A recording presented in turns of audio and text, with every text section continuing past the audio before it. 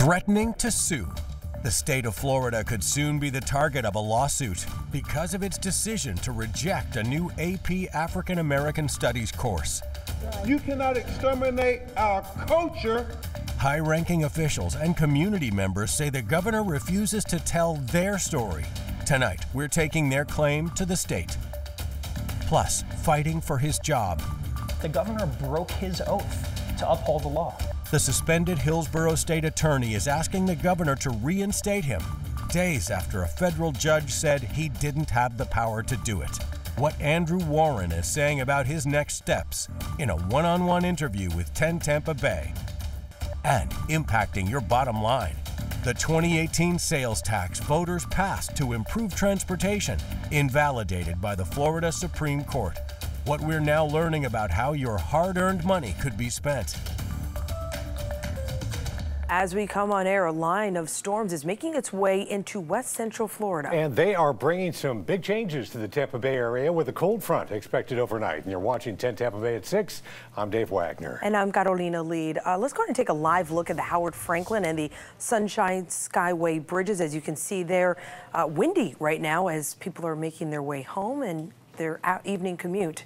Yeah, the showers and storms moving into our area are part of the same system that plowed through Houston, Texas yesterday.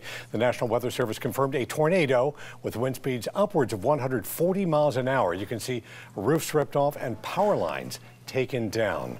We aren't expecting that kind of weather in the Tampa Bay area, but a few stronger storms are possible. 10 Tampa Bay meteorologist Natalie Ferrari is tracking this system for us. Natalie? And it's a very, very lengthy system at that. You can see the rain associated with it extending all the way up towards the northeast, pushing towards the east coast tonight as we speak. We're actually seeing the tail end of this system. Behind it will be a cold front, but ahead of it, a very, very thin line of some heavy rain and even some pretty gusty winds associated with it. We've been seeing some of these showers and storms kind of fire up, get a little bit stronger offshore, and then weaken very, very quickly. So even the lightning count that I've been watching over the past hour has dwindled substantially. But I'll be watching offshore some of these little notches here as some of that activity after sunset starts to push a little closer towards west central Florida, right along the west coast there later tonight. Look at that southerly wind really pick up ahead of it, though. This has kept things gusty all day long. It has kept things warm all afternoon long. We're seeing wind gusts exceeding 25, even 30 miles per hour at times. I will tell you the wind will be dwindling as we get closer towards tomorrow morning into the afternoon,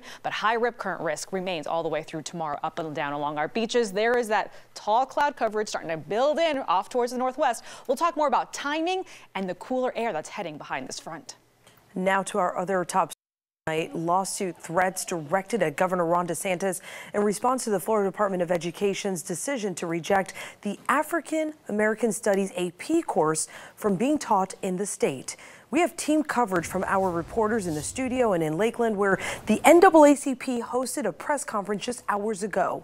We'll get to that in a moment, but we first begin with Megan Myers, who has details on the potential lawsuit.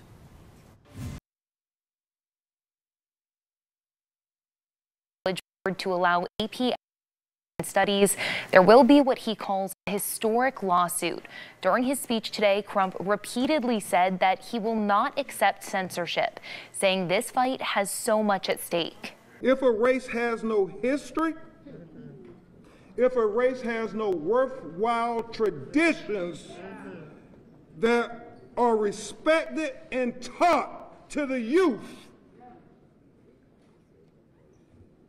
it becomes a negligible factor in the thought of the world. We reached out to the Florida Department of Education on this matter. It shared with us a statement from Brian Griffin, the press secretary for the Executive Office of the Governor. He said in part the proposed African American Studies course lacks what he describes as historical accuracy. Then stated the submitted course has a political agenda. Griffin added the Department of Education will reconsider the course for approval if changes are made. We also reached out to the College Board. It said it will publicly release the updated course framework when it's complete and well before the class is available in high schools. Megan Myers, 10 Tampa Bay. And at the same time, civil rights leaders spoke out in Tallahassee. And 10 Tampa Bay reporter Liz Crawford was in Polk County, where some community members amplified the message. Community leaders in Lakeland stood here with a message of unity in support for those fighting back against the state.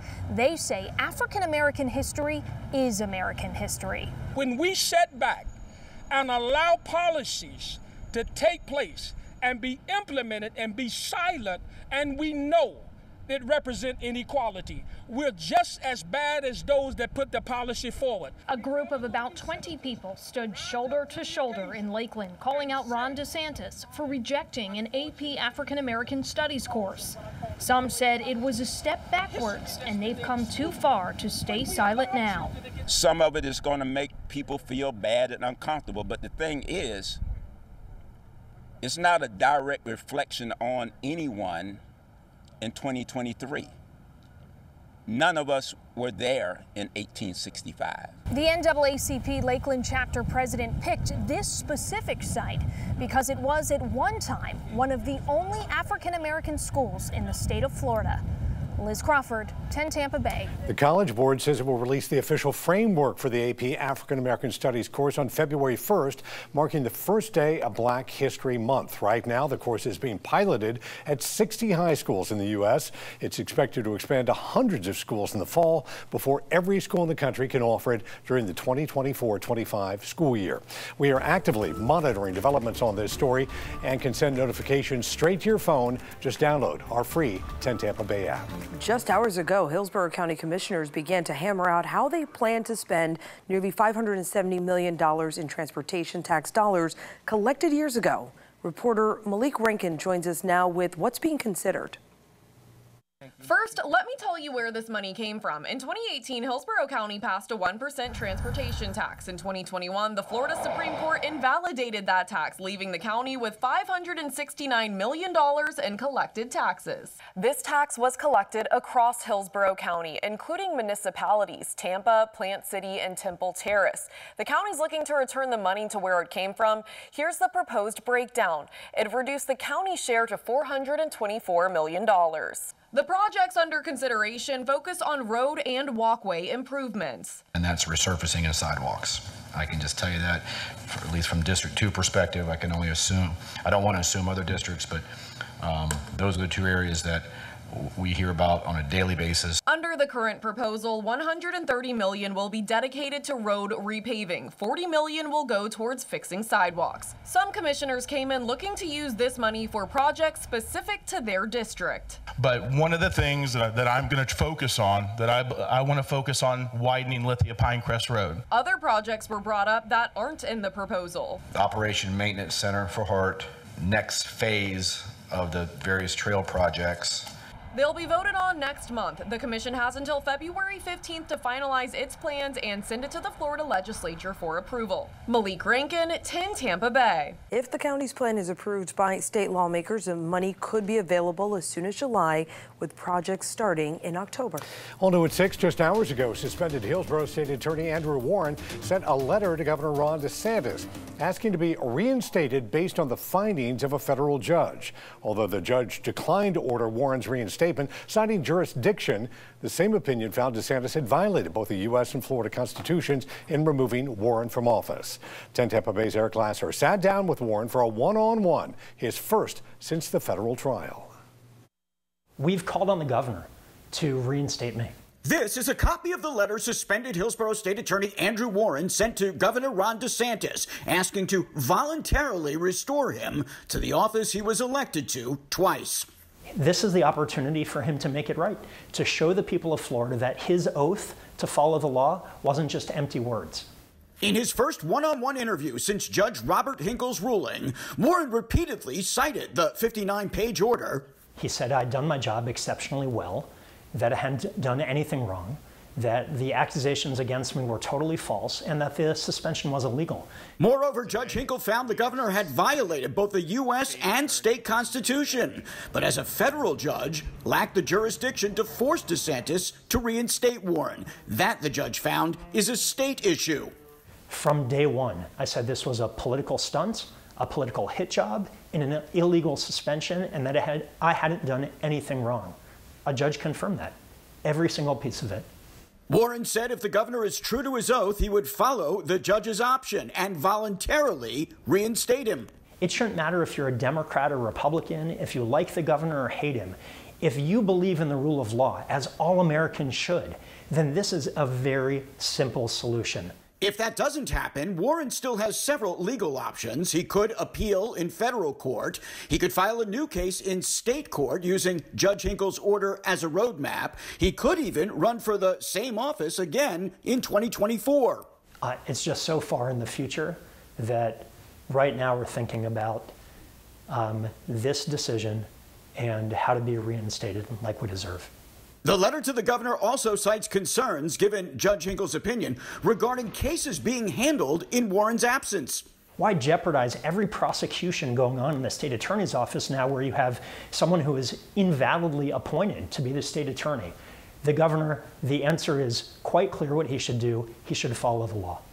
In the meantime, Warren finds himself where he was in August, still on the outside, looking in, weighing his next move. I mean, right now we're calling on the governor to reinstate me and to follow the law. And if he declines to do so, if he continues to violate his oath of office, then we'll seek redress in the courts. In Tampa, Eric Glasser, 10 Tampa Bay. Governor Ron DeSantis' office says it disagrees with the federal judge's opinion that Warren's rights were violated. They say Warren will remain suspended since they say he neglected his duty. Real-time tracking, the tools Tampa police are using to help officers on the ground at this weekend's Gasparilla Parade. This morning, USF students held a protest at the university-sponsored event with the president of Tampa Electric. Joined by climate activists, the group argues that TECO's reliance on fossil fuels are going unchecked, forcing utility rates to climb. Nonprofit group Food and Water Watch argues the company is expanding climate warning infrastructure at the cost of their customers. This comes as TECO, Duke Energy, and Florida Power and Light announced they're all looking to increase their rates by April. We did reach out to TECO for a response on the protest. We'll let you know when we hear back. Tampa police continue to gear up for Gasparilla, which is just 3 days away, like you didn't know. The real-time crime tracking center at Tampa Police headquarters will be hard at work, monitoring surveillance cameras placed all around the city and communicating to officers on the ground. They say this year they're more equipped than ever. Meteorologist Natalie Fari back with me, and I'm sure it's like every day. Natalie, what's the forecast? Okay, Gasparilla Saturday. What? I actually don't judge anyone for doing that because I base my outfit on that 7-day forecast. What it's going to look like at the end, that's how I know I'm going to bundle up. Just because last year I had layers. It was, brutal last year. 70s this time. So it's going to be smooth sailing for all those pirates out there. And as you do get ready to head out and about, just know it's going to be a little cool in the morning hours. But by parade time, 2 p.m., there you go. We're climbing things right into those lower 70s. We're going to have a little bit of a breeze at times out of the northeast, 5 to 10 miles per hour, maybe even trying to pick up near 15, especially out on the water. But abundant sunshine, wall-to-wall sunshine from beginning to end. Maybe Gasparilla's not your cup of tea. You got the Kumquat Festival also in downtown Dade City. Free event. The 10 Tampa Bay crew will be there. Look for our tent. You can actually win some free gear there. That's going on from 9 a.m. to 5 p.m. this Saturday. It actually will be a little cooler in Dade City, closer to the upper 60s, but we're calling it, again, bright and beautiful to kick off the weekend. Between now and then, we got to get through this right here. This very thin line of rain that has been extending all the way from the East Coast, the Northeast, back down towards here in West Central Florida. Some of that initial energy trying to push some rain ahead of it, and it's already starting to do so through the Nature Coast, just north of Citrus County. I'd give it another 30 minutes to an hour. It will start to get some rain moving into Crystal River, and that energy is only expanding down into the Gulf of Mexico. We're already starting to see some of those clouds build in and tower up off in the distance out of the northwest. This is a live view from another one of our beaches in Pinellas County, Bellwether Beach Resort weather camera at St. Pete Beach. 73 degrees. Most of the day has been mostly sunny. It's also been mostly breezy with winds sustained around 10 to 20 miles per hour. We are still seeing gusts exceeding 25 miles per hour at times. So until that front officially moves through, which is again, it's up towards the Nature Coast, it will move through late tonight through the overnight hours. That's when we'll see those winds shift back out of the north, and they will start to come down just ever so slightly. But a lot of us, we made it to the 80s today, 82 degrees. Right now we're in the 70s, and we're actually aiming for the 50s, the middle 50s overnight into tomorrow morning. It will be a cooler and breezier start heading out the door tomorrow morning. I think it's going to be mainly tonight that we have to be watching out for those showers and storms. So we're going to be talking really mainly past sunset all the way throughout midnight. After midnight, the rain does start to move further and further to the southeast. It tapers off. Then we get rid of some of the clouds overnight through early tomorrow morning, and then welcome in some of that cooler air. Marginal risk, a 1 out of 5 on the severe weather spectrum that we could see a severe storm or two, meaning very isolated, few and far between. It's a very, very low threat from Pinellas County all the way up towards the Nature Coast. Again, the line is just positioned really right now north of Citrus. But as we go through sunset, some of these embedded cells could be a little gusty at times. So that's really what I'm going to be watching out for here in the Weather Center, is going to be wind gusts that could exceed 40, 50 miles per hour. If it gets to severe level, that's nearing 60 miles per hour. I do think as it gets closer to that I-4 corridor, we're going to have some good downpours from downtown St. Pete all the way into downtown Tampa by 9:30 tonight. And notice how it moves very, very quickly south of that I-4 corridor by midnight, weakening as it does so. So that line is going to fall apart as it continues to drift further and further to the southeast, totally clearing things out throughout Thursday and staying cool and clear through much of your Friday as well. If anything, by the weekend, we actually start to stabilize temperatures just a little bit as they come up back into the 70s and then nearing 80 degrees for Sunday. So we really just got to get through the active weather tonight into the early overnight hours, and then we are smooth sailing through the rest of the week, and temperatures actually look to stay above normal into next week. Don't forget, you can always catch our forecast on the radio. Our radio partners are the Dove 105.5, the Eagle 107.3, WSRQ 106.9 in Sarasota, and Magic 94.9. Now, Seminole Hard Rock Hotel and Casino Tampa brings you 10 sports. It's one of those moments where you allow yourself to sit back a little bit and enjoy the video and some of the fresh-faced goals and the teammates who made those plays, and it was pretty special. Stammer joked last night these ceremonies are getting pretty expensive for the boys. I mean, the man already has 2 golden sticks, a new putter, and a getaway golf package. Are we done with the pomp and circumstance yet? John Cooper doesn't seem to think so. Says just wait for 1,000 games played, which happens in the beginning of April, if he stays healthy.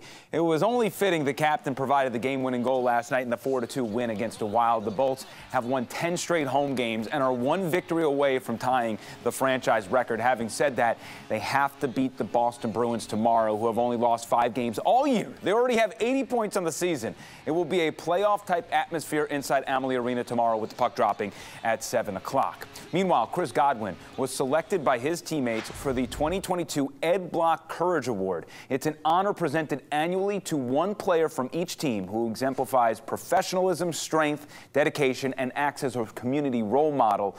A well-deserved honor for someone who found his way back on the football field for the first game of the season after tearing his ACL and recording a franchise record for receptions if you count the playoff game. However, the league has omitted him from winning the Comeback Player of the Year award. While all these guys are highly deserving, come on now, can Godwin get a little love here? Jeez. As for some other Buccaneers news, the team announced today they completed their interview of Clint Kubiak for the offensive coordinator position. He spent last season as the passing game coordinator and quarterbacks coach for the Broncos. And while that looked bad on paper, when he earned play calling duties starting week 14, the Denver offense added 10 points per game to their average. Kubiak was the OC last year for Minnesota as well.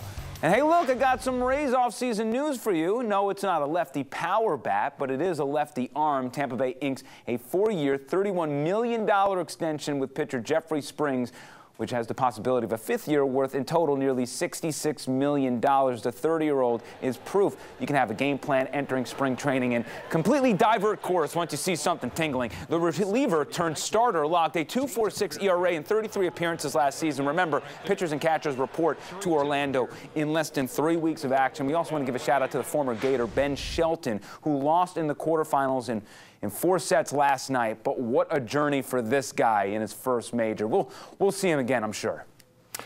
Well, a new job that requires a fin at a popular state park. We're going to tell you what you need to know before applying to be a mermaid.